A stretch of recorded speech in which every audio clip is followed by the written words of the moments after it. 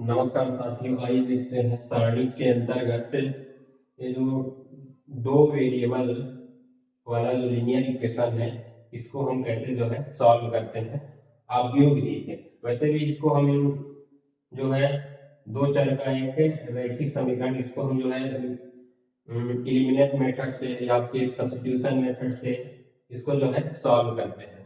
फिलहाल हम इसको जो है मैट्रिक्स विधि से जो है इसको सॉल्व करते हैं। तो आइए देखते हैं। तो इसे यहाँ पर लिखना होगा, दिए गए समीकरण निकाय को आव्यूह के रूप में लिखने पर तो ये जो मैट्रिक्स बनेगा आव्यूह बनेगा उसमें हम जो है दो चर x और y है उनके कोएफिशिएंट को यहाँ पर लिखेंगे। तो 1 1 2 3 एक जो है 2x2 का मैट्रिक्स बनेगा। अगला जो बी मैट्रिक्स होगा उसमें हम ये जो लीनियर इक्वेशन है इसके कांस्टेंट वाले टर्म को यहाँ लिखेंगे, 5 और 7 होगा। और x जो मैट्रिक्स बनेगा उसमें जो वेरिएबल है वो आ जाएंगे x और y। अब क्योंकि हमको x और y का मान फाइंड करना है तो यहाँ पर इसको इस तरीके से लिखा जाता है ax बराबर b, और अगर यहाँ से x का वैल्यू निकालेंगे तो ये हो जाएगा a इनवर्स b। तो हम यहाँ पे हम इनवर्स निकालेंगे a का, और b हमारे पास अवेलेबल है और x भी है, हमको a इनवर्स निकालना होगा। तो a इनवर्स निकालने के लिए सबसे पहले हमको ये देखना होगा कि ये जो आव्यूह जो दिया है वो इनवर्टिबल व्युत्क्रमणीय है अथवा नहीं है, इसको पहले हम चेक करेंगे। उसके लिए a का डिटर्मिनेंट वैल्यू फाइंड करेंगे। तो ये हमको मिल जाएगा, इसमें जब 2x2 का मैट्रिक्स होता है तो इसको इस तरीके से हल करते हैं। 1 का जो मल्टीप्लाई हो जाएगा 3 से, 3 मिलेगा, बीच में माइनस लगाना होता है, और 2 का मल्टीप्लाई हो जाएगा 1 से तो 2 मिलेगा। तो ये सॉल्व करने पर 1 मिलेगा जो कि 0 के इक्वल नहीं है। तब हम कह सकते हैं कि a इनवर्स व्युत्क्रमणीय है, व्युत्क्रमणीय है। इसका हम इनवर्स निकाल सकते हैं। अब उसके लिए सबसे पहले हमको निकालना होता है सहखंड। यहाँ पे हम लिखेंगे, माना कि आव्यूह a के अवयव aij का सहखंड जिसको बोलते हैं कोफैक्टर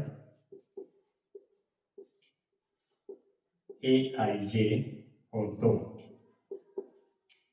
सबसे पहले इसका मतलब फार्मूला लिख लेते हैं कोफैक्टर निकालने का। क्योंकि ये होता है aij बराबर -1 का जो पावर होता है i प्लस j, और साथ में ये माइनर होता है i j। तो सबसे पहले हम निकालते हैं सहखंड a11। तो a11 निकालने के लिए हम यहाँ इस फार्मूले में मान रखते जाएंगे। -1 का पावर, यहाँ पर रो जो है फर्स्ट है और कॉलम भी जो है फर्स्ट है, तो यहाँ पे i और j का मान भी 1 1 आएगा, तो 1 + 1, और इसके बाद जो माइनर आएगा, माइनर जो बनेगा इसे हम क्या करेंगे, फर्स्ट रो और फर्स्ट कॉलम को छुपाएंगे। तो हमारे पास जो एलिमेंट बचेगा वो 3 है। तो यहाँ से भी इसको अगर सॉल्व करते हैं तो -1 का पावर एक इवन नंबर है, तो पॉजिटिव आएगा और साथ में 3 आएगा। 3 का जो शारीरिक मान 3 होता है। फिर अगले निकालेंगे a12 माइनस वन का पावर 1+2 होगा और सारणिक मान देखते हैं तो फर्स्ट रो और सेकंड कॉलम, तो ये हमको मिलता है 2। तो क्योंकि माइनस वन का पावर एक ऑड नंबर है तो नेगेटिव मिलेगा और 2 यहाँ पर हमको मिलेगा। अगला निकालते हैं a21 निकालने के लिए माइनस वन का पावर 2+1 और एक माइनर होगा। इसमें हम सेकेंड रो और फर्स्ट कॉलम को छुपाएंगे तो 3 आएगा। सेकेंड रो और फर्स्ट कॉलम सॉरी 1 आएगा यहाँ पर। तो इसको जब सॉल्व करेंगे तो एक फिर से नेगेटिव नंबर मिलेगा और 1 मिलेगा। लास्ट जो शाखंड है a22 बराबर माइनस वन का पावर हो जाएगा 2+2 और यहाँ पर फिर से एक हमको जो है माइनर निकालना होगा। तो सेकंड रो सेकंड कॉलम यहाँ पर भी हमको जो है 1 मिलेगा और ये माइनस वन का पावर एक इवन नंबर है, पॉजिटिव मिलेगा, साथ में ये 1 मिलेगा। तो इस प्रकार से ए का सहखंड कोफैक्टर ए बराबर, इसको ऐसे लिखा जाता है a11 a12 a21 a22। यहाँ पर जो हमने मान फाइंड किया है उसको यहाँ रख देंगे। तो a11 का मान है 3, a12 का मान है -2 और a21 का मान है -1 और a22 का मान है 1। अब इसका हम जो है शाखंडज निकालेंगे, एडजॉइंट ए का सहखंडज। दोनों में डिफरेंस है शाखंड और सहखंडज में, इसको बोलते हैं एडजॉइंट।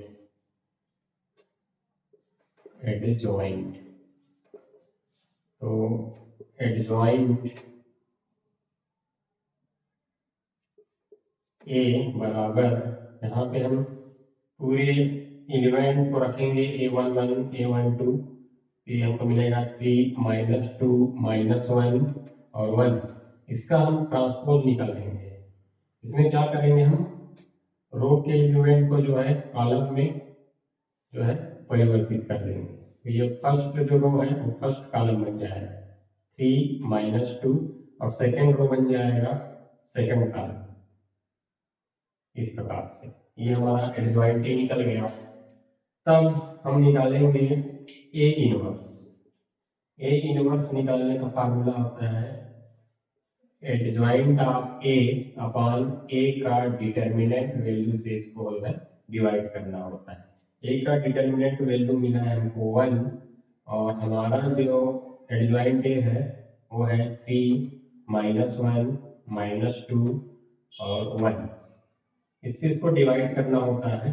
तो ये हमको फिर से वही मिलेगा 3 -1 -2 1।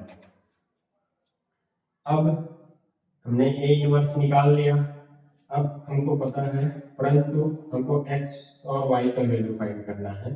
तो कैपिटल X बराबर होता है ए इनवर्स b होता है। तो x बराबर हो जाएगा ए इनवर्स, इसमें ये एलिमेंट आएंगे 3 -1 -2 1 और यहाँ पर b के एलिमेंट आएंगे 5 7। इन दोनों का मल्टीप्लाई होगा और मल्टीप्लाई में एक फिर मैट्रिक्स हमको मिलेगा। तो यहाँ पर हम फर्स्ट रो का मल्टीप्लाई करेंगे फर्स्ट कॉलम से, इसके ये हो जाएगा 33 का मल्टीप्लाई होगा 5 से, तो ये मिल जाएगा हमको 15 प्लस -1 का मल्टीप्लाई होगा 7 से, तो ये हो जाएगा -7। इसी प्रकार ये पहला एलिमेंट मिल चुका। अब सेकंड रो को जो है फिर उसी कॉलम से जो है मल्टीप्लाई होगा, तो ये मिल जाएगा -10 प्लस 7। इसको जब सॉल्व करते हैं तो एक मैट्रिक्स मिला 8 हो जाएगा और नीचे हमको मिलेगा -3। इसका जो ऑर्डर है ये 2 क्रॉस 1 का है और इधर x जो हमारा है इसका भी ऑर्डर है 2 क्रॉस 1 का। अब इन दोनों को हम तुलना करेंगे तो x y का मान जो है मिल जाएगा।